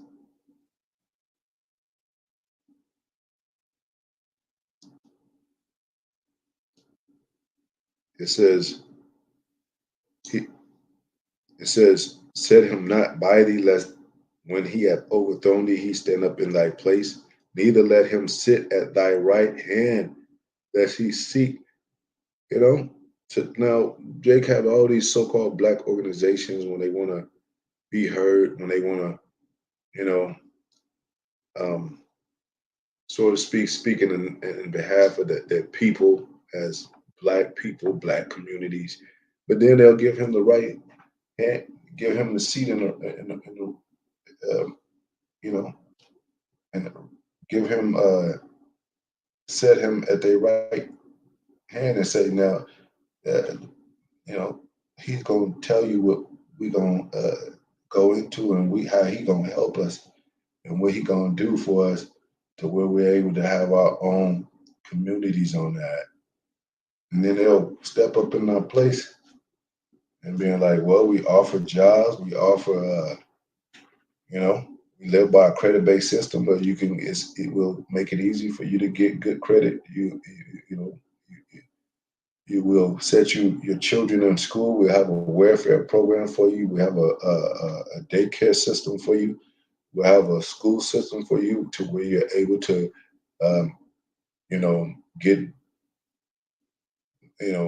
get better jobs through that. You know, a job system where you're able to get benefits from that, and it ain't got nothing to do with really helping us, man. It's just more work. It's more division in the so-called black homes than anything. Because the one they say, well, we got a job for you too. You got a job for your wife too. So y'all both working and shit. Y'all don't really get to see each other. Not that it's based on that. You know, but I'm saying, and then the children are off to school, getting raised by the system. Woman gets a better job than you now. She wants to leave. You know,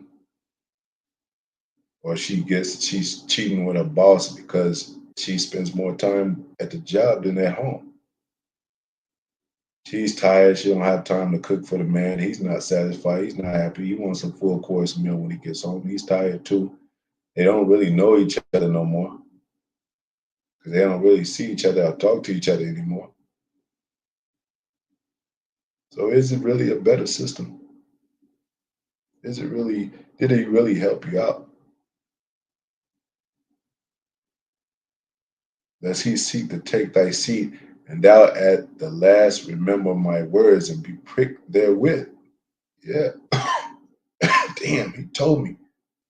He told me not to fall for this shit. He told me not to vote. Voting, it won't help or hurt because they already got that shit programmed. It's already, but, and you say, well, shit, man, you know, it might help a little bit. No, it won't help a little bit. And why should I be concerned? I ain't voting, so why should I could be concerned about these political matters anyway? Because they're running the fucking country, man. And when they put stuff in in the law and they sign the bill or whatever and put it into law, it affects you.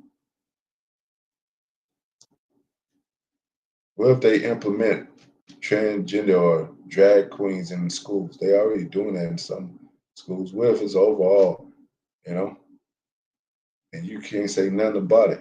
I don't want my kid getting taught by that. Well, you know, sir, are you being prejudiced against the system, against this man? And they, you know, you're hurting people's feelings. The alphabet community is mad at you and shit. You know, you're a troublemaker. You go to another school. You go to another school. Oh well, shit. I'm gonna see if I want to go. But what happened at the other school, sir? Yeah, you know, I didn't like that school. They might have it on record. Like, oh shit, he didn't. He's a troublemaker. Said that your son was expelled because he didn't. He beat up a transgender kid. Yeah, yeah,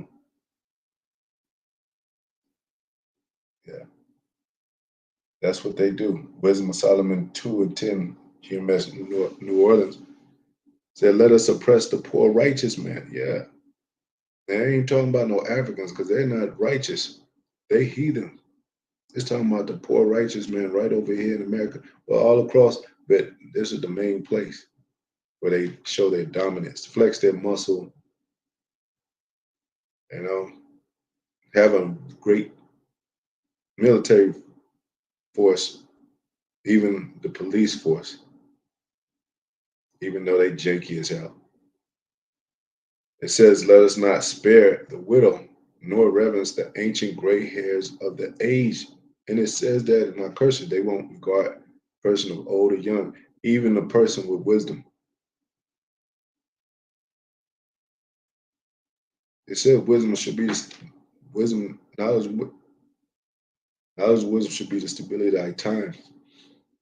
But they're trying to make it not. They're trying to make it to where you know the stability is their way. The stability is their education. The stability is those churches. The stability is to be famous in Hollywood.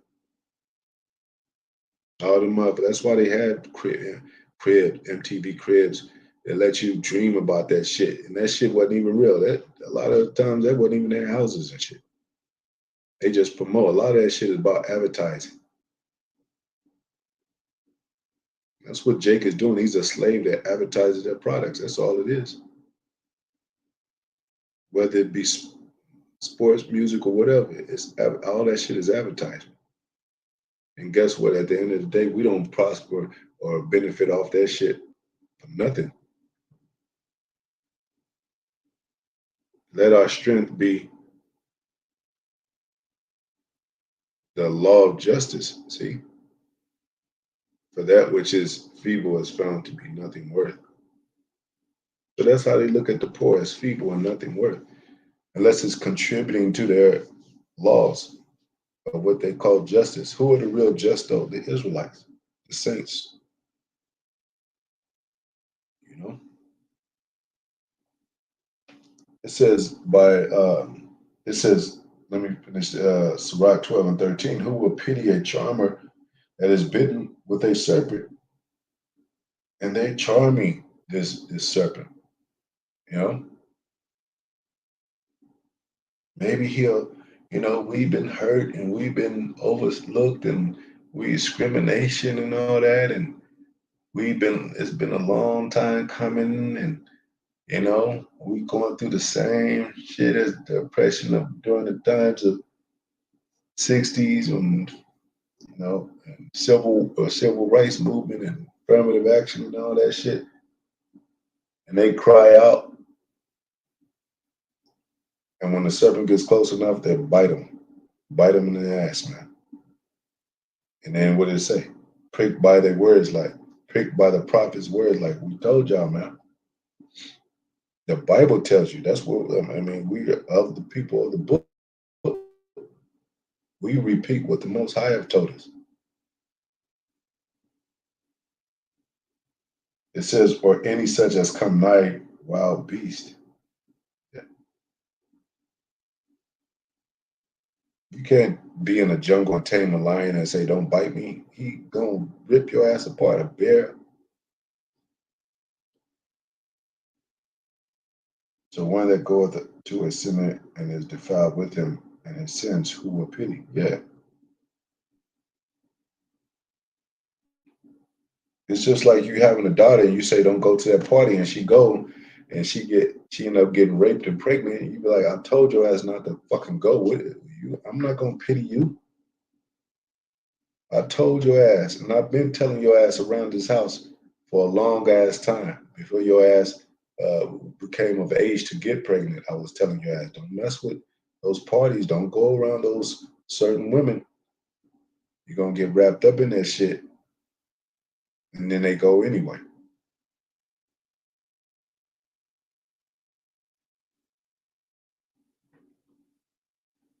Jake, we got to be the children of Israel because we the most hard headed. Our people are the most hard headed people in the world, man. Stiff necked people. Moses complained about Israel like, damn, I can't get these people to do nothing, man. They complain all the time, hard headed, hard hearted. It's like, what did Israel want? You know, what the fuck do they want, man?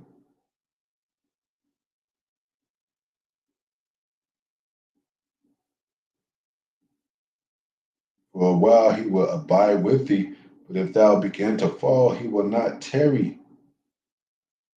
Yeah, all them people that at the job and say, "Oh, dude, yeah, you cool, man. You gonna come over." When this Jacob trouble come, then you ain't gonna see them nowhere at all. And then you're gonna knocking at their door. No, the parents are gonna be like, you know how many Edomite uh, men still live with their parents, 30, 40 years old, still live with their parents. So even if he says, "Oh, that's my friend," well, we don't want to let nobody in. No, like that Bird Box movie, we ain't letting nobody in. He's cool though. No, I don't like nobody we don't know coming in this house.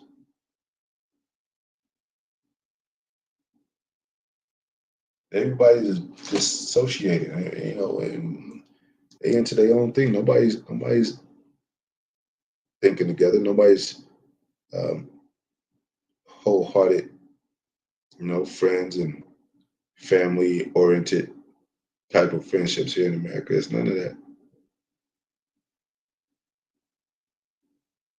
So Rock 12 and 16, it says, an enemy speaketh sweetly with his lips, but in his heart, in his mind, he imagineth how to throw thee into a pit. That's America, all traps and all, you know, they got borders and stuff. You can't even go so far without they stopping you and say, where you going? You got a passport? Where you going? You got an ID? Where you going? You got insurance? Where you going? Who are you with? Who are these people? Where you get that money from? You know? What kind of car? This is a new car. How'd you get it? You know? Are you a thug? You got tattoos? Or you got, you know? You dress like where you get that gold chain from? Hey, step out the car. You got drugs in the back. You look like a drug dealer kind of guy. You're a rapper. That's how they think of you. A lot of they might not say it, but as soon as they see you, they'll think it. Even though they be nice, because they gotta be nice. You might have a gun. Just you know, they know that too. That you know, agree with try to be cordial with your adversary, so to speak. That's not a war tactic. You know, in America, go over there, they shake hands with people, negotiate, have a little wine, drink a little champagne, talk to Putin, talk to prime ministers, talk to, and then as soon as they leave, they're like, yeah, fuck that shit, fucker, we're gonna destroy you one day. Or if you had pull anything, we're gonna fuck you over. Because it's all about America, man. It's all about America. They don't pull the Christian card when it's time to go to war. They don't turn the other cheek. They think about bombing motherfuckers firsthand. Nobody want to commit to our laws, policies, follow our policies, demands, put sanctions on their ass and bomb their ass if they don't, you know, they don't comply. They did that to Afghanistan. They said, hey, get out that region. Anybody left, we're gonna we're just gonna bomb them. Man, woman, child, we don't care who's there.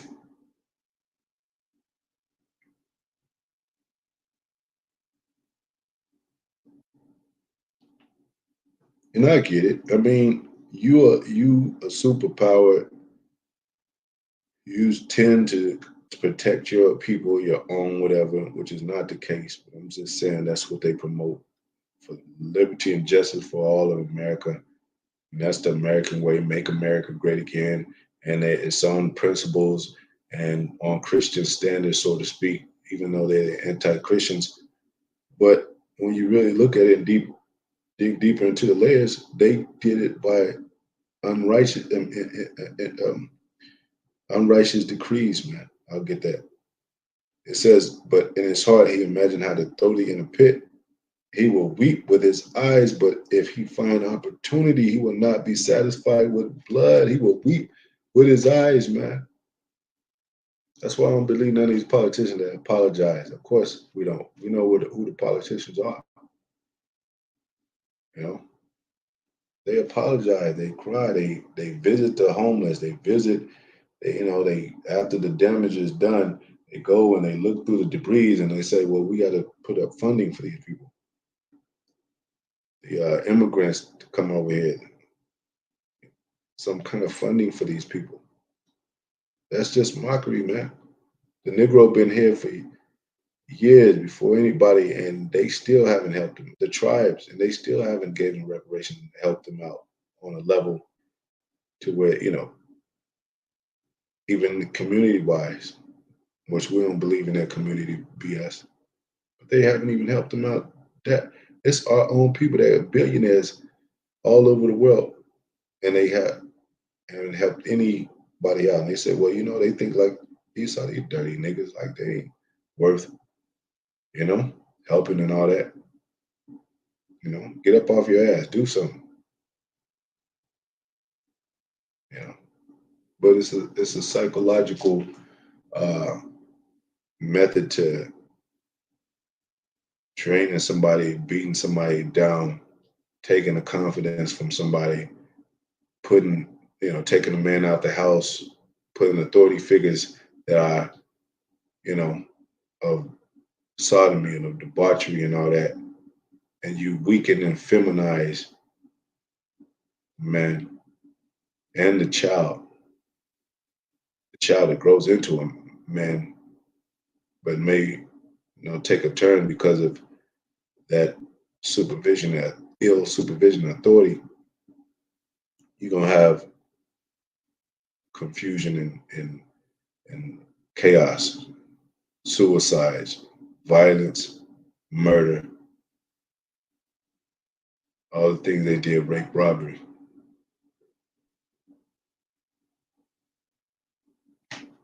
And you ask the average citizen of America, they even have some kind of common sense and say, well, it starts at home, and it does. They took the teaching out of home and put it into their school system.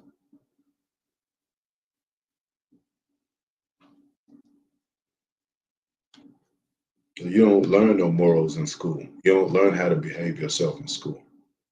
You don't know how to use your mind and conduct yourself and not to become a product of your environment, which is filled with violence and drugs and gangs. You don't learn that shit in school, and you don't learn that shit in church.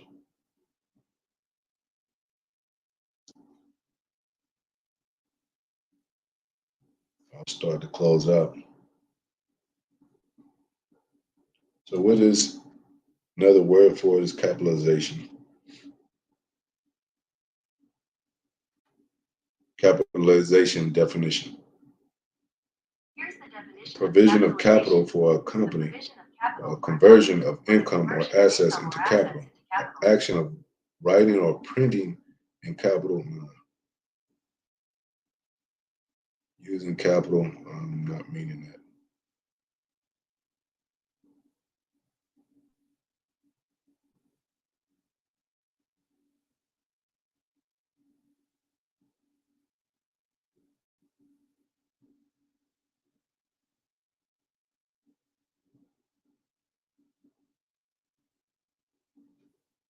Another way of a meaning is to control,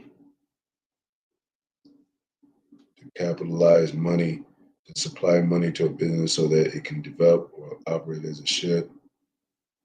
Well, America is a business, it's a corporation, you know, it's a banking, um, it's a banking port.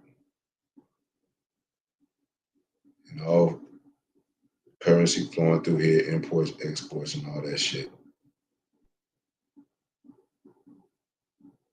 And the slaves that work for America, they'll never get enough of that money to become, you know, rich, which we're not supposed to look for that. But I'm just saying, it's not a fair economy, man. It's not a fair economy. Unjust, unrighteous dealings. Unrighteous dealings, King James Version. So this capitalization over here, this last leg of Rome, America, which is a superpower, which plans to implement this new world order by the standards of control with draconian laws, follow with an MOTB, microchip device, another way, a method of governing bodies to have them comply with the system. Um, because police are getting shot and they getting, and guess what? They don't want to really, they tired of the shit too. They tired of losing families, the wife and all that, and the children. So what they gonna put out there? Robot dogs, scanners, drones, microchips, so they won't have to, pull you over. They could just have the drone scan the chip within you, and they can live peacefully and happily ever after with their wives at home and their children, and they can, grow old as retired law enforcement enforcers, uh, enforcement. Anyway, Sirach 10 and 8, it says, because of unrighteous dealings, injuries, and riches got by deceit, the kingdom is translated from one people to another. You know, so America is what they have left for their last kingdom that's about to be translated into another because of unrighteous dealing, injuries, and riches got by deceit.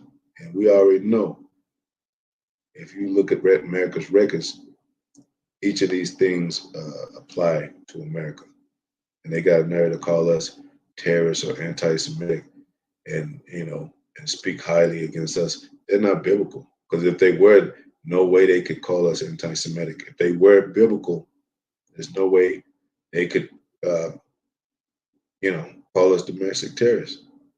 If they were biblical, there's no way they can call us evil, because what we're teaching is in the Bible, man.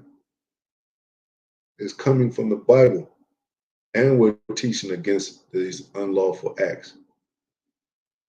We're teaching against these unrighteous acts, including sodomy, including adultery, including uh, these abominations, including usury, extortion, and all that, including the lies, propaganda, the witchcraft, sorcery. You know, the Bible is against all that. The Most High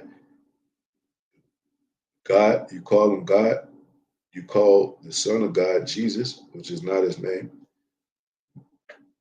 which is blasphemous. You, but you call those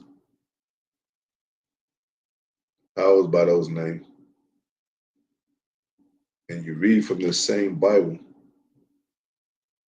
which says that it's against the same things that we're teaching. I mean, the same things that you know, it's the same things that this Bible teaches is against what you uphold and what you accept. So we're not the bad guys, man. We're not the bad guys, man. We might look angry. We might, you know, whatever you call it, austere. We might, uh, you know, speak about destruction, you know, about about you know condemnation, a judgment, about a nation going down or a country being destroyed, a system being destroyed. In the midst of it, women and children, but it's for the cause of righteousness and it's against wickedness, man. It's against wickedness, man. And that's all that America promotes is wickedness. That's all they promote is wickedness.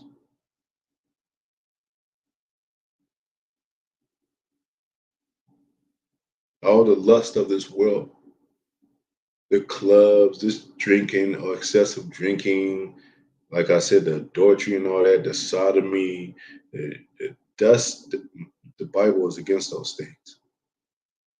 And we could read it.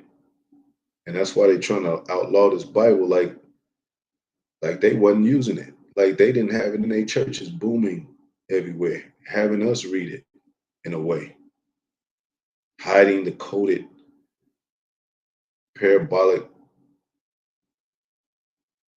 dark sayings, shocked when men of the Lord actually was had the spirit dealing with them to proclaim this.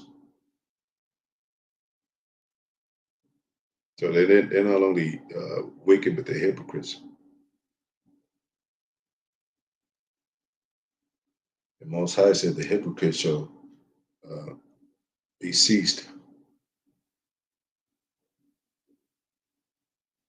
The light of wicked shall go out. And America's part of that wickedness, that light of wickedness.